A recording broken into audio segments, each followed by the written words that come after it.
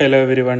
ഈ കൊല്ലത്തെ IPM exam IIM ഇൻഡോറിൽ ഏറ്റവും ടോപ്പ് റാങ്ക് മേടിച്ച ഒരു കുട്ടിയുടെ ആപ്റ്റിറ്റ്യൂഡിന്റെ പ്രൊഫൈലിന്റെ ഒരു അനാലിസിസ് ആണ് ഞാൻ നിങ്ങളുടെ ഫ്രണ്ടിൽ കാണിക്കുന്നത്. ഈ കുട്ടി ശരിക്കും സാറ്റ് എക്സാം കംപ്ലീറ്റ് ചെയ്തിരിക്കുന്നത് 2025 ഒക്ടോബറിലാണ്. ആ സമയത്താണ് ഈ കുട്ടിയുടെ ഏത് എൻട്രൻസിന് വേണ്ടി പ്രിപ്പയർ ചെയ്യണം എന്ന് പറഞ്ഞപ്പം ഞാൻ അഡ്വൈസ് ചെയ്തൊരു കാര്യം IPM എക്സാമിന് വേണ്ടി പ്രിപ്പയർ ചെയ്യുക, അതായിരിക്കാം കുറച്ചുകൂടെ ബെസ്റ്റ് ചോയ്സ് എന്നുള്ളൊരു കാര്യം. അതിന്റെ റാഷണൽ ആയിട്ടുള്ള ഒരു ലോജിക്കാണ് ഞാനിപ്പോൾ ഇവിടെ എക്സ്പ്ലെയിൻ ചെയ്യുന്നത്. ഒന്നാമതായിട്ട് നമ്മൾ ശ്രദ്ധിക്കേണ്ട ഒരു കാര്യം എന്ന് വെച്ച് കഴിഞ്ഞാൽ, ജനറൽ ആപ്റ്റിറ്റ്യൂഡിൽ 8 ആപ്റ്റിറ്റ്യൂഡിൽ പെർസെപ്ച്വൽ ആപ്റ്റിറ്റ്യൂഡ് ഒഴികെ ബാക്കിയുള്ള ആപ്റ്റിറ്റ്യൂഡുകളെല്ലാം 80% മണ്ടയിലാണ് പെർഫോം ചെയ്തിരിക്കുന്നത്. അതിന്റെ അർത്ഥം ഈ കുട്ടിയുടെ അനലിറ്റിക്കൽ ന്യൂമറിക്കൽ ക്ലസ്റ്ററും ലാംഗ്വേജ് എക്സ്പ്രഷൻ ക്ലസ്റ്ററും ഡിസൈൻ സ്പേഷ്യൽ ക്ലസ്റ്റർ എല്ലാം നന്നായി ഇന്റർസെക്ട് ചെയ്യുന്നുണ്ട്. അതിന്റെ അർത്ഥം ഈ കുട്ടി മൾട്ടി ടാലന്റഡ് ആണ് എന്നൊരു കാര്യം. അതായത് വളരെ സ്പെസിഫിക് ആയിട്ടുള്ള ഒരു ഡൊമൈൻ പഠിക്കുന്നതിനേക്കാളും ഫാർ ബെറ്റർ ആണ് ഈ കുട്ടിക്ക് മൾട്ടിപ്പിൾ ആയിട്ടുള്ള സാധനങ്ങൾ പഠിക്കുക എന്നുള്ളൊരു കാര്യം. നമ്മൾ കഴിഞ്ഞ 30 കൊല്ലത്തെ SATന്റെ ഡാറ്റ പരിശോധിക്കുമ്പോൾ നമുക്കറിയാം, ഈ ഇന്റർ ഡിസിപ്ലിനറി സ്ട്രെങ്ത് കാണിച്ച ആൾക്കാരെല്ലാം ലേറ്റർ സ്റ്റേജിൽ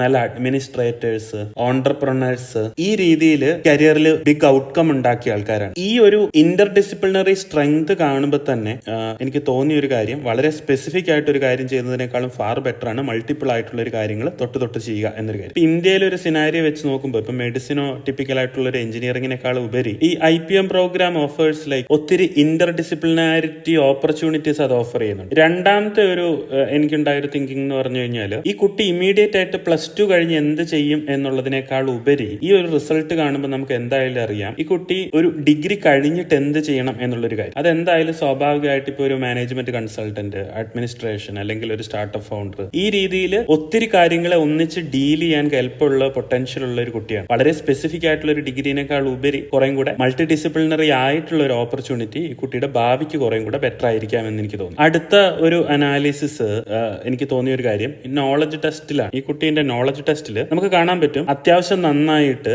വലിയ എക്സ്പോഷർ കിട്ടാതെ തന്നെ സോഷ്യൽ സയൻസ് അത്യാവശ്യം സ്ട്രോങ് ആണ്. അതിന്റെ ഒപ്പം സയൻസും നന്നായിട്ട് സ്ട്രോങ് ആണ്. അപ്പം ആപ്റ്റിറ്റ്യൂഡിൽ കാണിച്ച ഇന്റർ ഡിസിപ്ലിനാരിറ്റി സ്ട്രെങ്ത് നോളജ് ടെസ്റ്റിലും ഉണ്ട്. ഈ ഇന്റർ ഡിസിപ്ലിനറി സ്ട്രെങ്ത് എവിടെയൊക്കെയാണ് റിഫ്ലക്റ്റഡ് ആകുന്നതെന്ന് ചോദിച്ചു കഴിഞ്ഞാൽ, ജനറൽ ആപ്റ്റിറ്റ്യൂഡിലും പോസിറ്റീവ് ആണ്, നോളജ് ടെസ്റ്റിലും പോസിറ്റീവ് ആണ്. അതിന്റെ അർത്ഥം ഇൻഹറന്റ് ആയിട്ടുള്ള ആപ്റ്റിറ്റ്യൂഡും നോളജും ഒരേ പാത്തിലാണ് മുമ്പോട്ട് പോകുന്നത് എന്നൊരു കാര്യം. അപ്പൊ ഈ കുട്ടീന്ന് IIM ഇൻഡോറിൽ പോകുന്നത് മാത്രമല്ല എക്സ്പെക്ട് ചെയ്യേണ്ട ഒരു കാര്യം, അതായത് ഭാവിയിൽ വളരെ വലിയ രീതിയിൽ ഒത്തിരി കാര്യങ്ങൾ ഇന്റഗ്രേറ്റ് ചെയ്യാൻ പറ്റുന്ന ഒരു പൊട്ടൻഷ്യൽ ആയിട്ടുള്ള ഒരാളായിട്ടും ഒത്തിരി എക്സാമുകൾ പാസ്സാകുന്നയാളായിട്ടും നമുക്ക് ഭാവിയിൽ അറിയപ്പെടുന്ന ഒരു സ്റ്റേജിലേക്ക് ഈ കുട്ടിയുടെ റിസൾട്ട് വരും എന്നുള്ളൊരു കാര്യത്തിൽ എനിക്ക് സംശയമില്ല. Thank you so much.